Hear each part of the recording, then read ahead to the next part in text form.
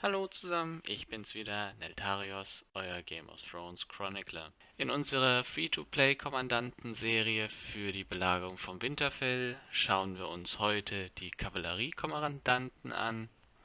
Dann gehen wir gleich mal in unsere Kommandantenliste und als erster Kommandant, der uns zur Verfügung steht, haben wir Robb. Robbs Fähigkeit Junger Wolf kostet uns 900 Wut. Er fügt 600% Truppenschaden in einem kegelförmigen Bereich zu, ist auch wieder Fertigkeitsschaden, maximal 3 Ziele. Ebenfalls löst er die Fähigkeit Verbannen aus. Feinde haben eine Chance von 100% Verbannen auszulösen. Das entfernt alle Stärkungen und sie werden 4 Sekunden lang immun für alle Stärkungszauber. Des Weiteren gibt uns Verteidigung und Leben. Leider kein Angriff. Von den Werten her könnte er besser sein. Die Wutkosten sind relativ hoch für seine Fähigkeit. 600 600 Schaden ist jetzt auch nicht das Optimale und die Zweitfähigkeit ist auch nicht berauschend. Das heißt, wenn wir wieder unsere Ranking-Tabelle gehen, würde ich Robb ehrlich gesagt eher hier im C-Bereich sehen, weil das Gesamtbild, was er abgibt, einfach nicht optimal ist für einen Kommandanten in Siege of Winterfell. Der nächste Kommandant auf unserer Liste ist Russell. Russell hat den großen Vorteil, dass seine Fähigkeit nur 400 Wut kostet, was sehr, sehr gut ist. Das heißt, seine Fähigkeit wird sehr, sehr schnell eingesetzt von ihm, weshalb ihr ihn auch, wenn ihr ihn nutzt, als Hauptkommandanten nutzen solltet, dass er auch seine Fähigkeit möglichst oft nutzt. Sie fügt 600% Schaden zu, wie immer des Truppenangriffs. Außerdem, der zweite Effekt seiner Fähigkeit ist letztendlich, er verringert die Wut um 200 und senkt den Gesamtangriff und die Verteidigung und das Leben um je 100% bei eurem Gegner. Und das für ganze 4 Sekunden. Von den Stats her gibt er leider nur einen Wert, aber immerhin relativ gut und wichtig, es ist Kavallerieangriff. Vorab als kleiner Spoiler, Russell ist im Großen und Ganzen der beste Free-to-Play-Kommandanten, meiner Meinung nach, den ihr zur Verfügung habt.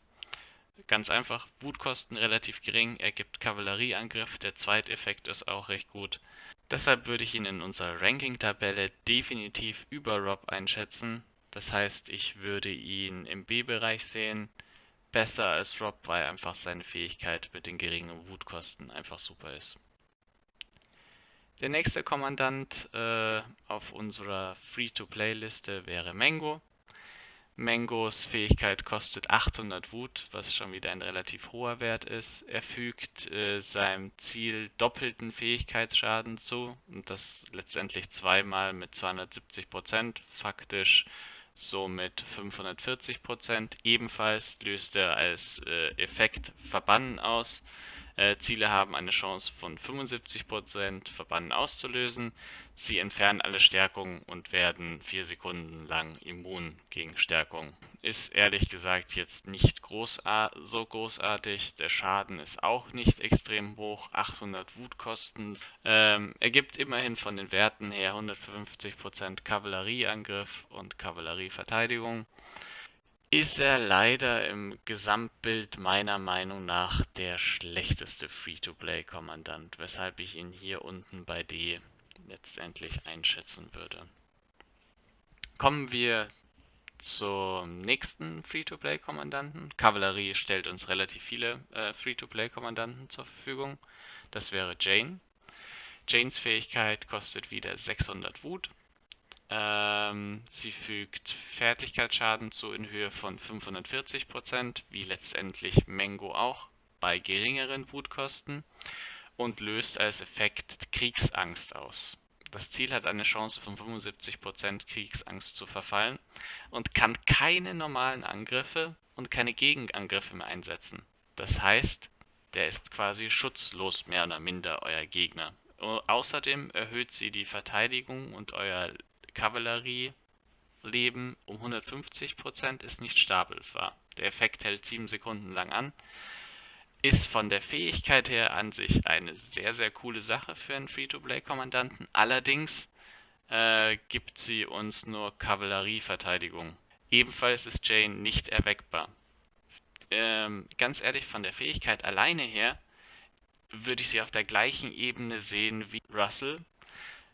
Allerdings gibt sie uns nur Verteidigungswerte, was die schlechteste der drei Werten ist. Das heißt, ich würde sie auf der gleichen Ebene wie Rob sehen, bisschen schlechter als Russell. Allerdings würde ich sie Rob noch bevorzugen. Ich würde in meiner Meinung nach eher Jane benutzen, bevor ich Rob benutze. Kommen wir zum letzten Kommandanten, das wäre Merel. Merel ist seit kurzem, wie ihr wisst, auch erweckbar. Das heißt, wenn ihr ihn erweckt habt, könnt ihr auch nochmal mehr Truppen mitnehmen. Seine Fähigkeit kostet 650 Wutkosten. Er fügt 960% des Truppenangriffsschaden zu. Außerdem erhöht er den Angriff für eure Kavallerie um 150% für 4 Sekunden. Ebenfalls gibt er uns Kavallerieangriff und Kavallerieleben. Sind gute Werte, die Fähigkeit ist gut, die Wutkosten sind gut. Also ist auch wieder ein relativ guter Kommandant für Free-to-Play. Ich persönlich finde aber Russell immer noch besser, da seine Fähigkeit einfach immens wenig Wut kostet. Von daher ist Russell mein Favorit, aber Merel ist auch sehr, sehr gut. Wenn ihr jetzt ein Setup laufen würdet ohne Heiler, wäre es definitiv Russell, Jane und Merel, wenn ihr ein reines Schadens-Setup laufen wollt. Ansonsten würde ich euch vorschlagen, auszuprobieren Russell, Merel und ein Heiler oder Russell, Jane und ein Heiler. Jeweils ein sehr gutes Setup. Das war es letztendlich auch mit unseren Free-to-Play-Kommandanten. Allerdings, was ich noch erwähnen möchte, der ein oder andere von euch hat Enzo als Kommandant geholt, allein schon für Rebellenlieder, wofür er auch super letztendlich ist. Und auch für Siege of Winterfell ist er ein super Kommandant, auch wenn er nur grau ist. Seine Fähigkeit kostet 800 Wut, was relativ hoch ist. Allerdings fügt er seinem Ziel 960% Truppenschaden zu und zusätzlich noch in einer geraden Linie 750% Schaden des Truppenangriffs auf maximal 3 Ziele zu. Das heißt, ihr trefft nochmal mehr Truppen und habt einen AOE-Schadeneffekt, also Flächenschaden. Außerdem verringert er die Verteidigung und das Leben der gegnerischen Infanterie um 225%, ist allerdings logischerweise nicht stapelbar für 7 Sekunden. Das heißt, allein der Effekt seiner Fähigkeit ist so gut, dass er die geringen Werte, die er euch gibt, weil ihr ihn auf Grau oder Grün oder vielleicht sogar Blau habt, gleicht er das letztendlich aus. Weshalb solltet ihr ihn auf Grau haben, er gibt euch auch 15.000 Truppen, die ihr mitnehmen könnt, solltet ihr ihn definitiv in ein Line-Up setzen. Auch in unserer Übersicht würde ich Enzo letztendlich über Russell noch sehen als einer der besseren Kommandanten. Das heißt, habt ihr Enzo, sei er auf grün oder blau, nutzt ihn.